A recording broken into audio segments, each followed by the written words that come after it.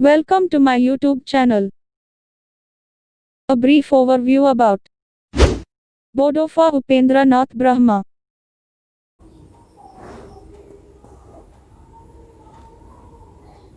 Upendranath Brahma, 31 March 1956 1 May 1990 was an Indian, Bodo social activist and the former president of All Bodo Students Union. Early life and education. Brahma was born in Baragari village of Dotma, a small township at Kokrajhar district of Assam, India. He was a son of Mr. Mangalaram Brahma and Mrs. Lefsri Brahma. He was the fifth and youngest child. He was called Topen during his childhood. He grew up in poverty. From the 1963, Brahma studied at various schools, including Dotma High School, Kokrajhar High School and, in 1973, at Sakti Ashram High and Vocational School under the guidance of Swamiji. In 1975, he passed the matriculation examination in the first division with letter marks in mathematics. Thereafter he obtained a BSc with honors degree in physics from Cotton College before enrolling at Guwahati University in 1981 for his MSc degree.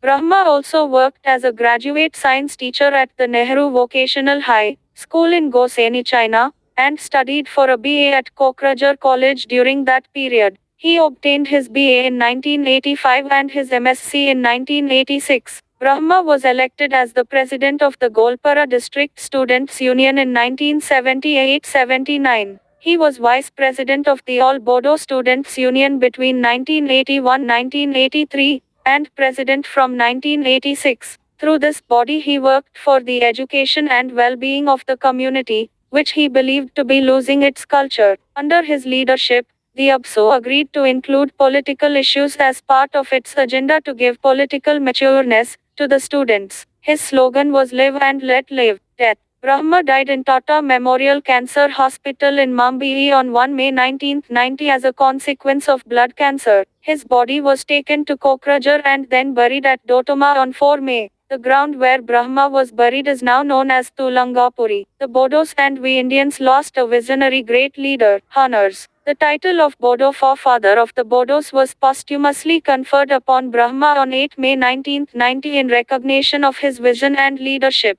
His life is celebrated each year on the anniversary of his death, which is now called Bodofa Day. A 21-foot tall 6.4 m bronze statue of him was unveiled in Kokrajhar on the 10th anniversary of his death.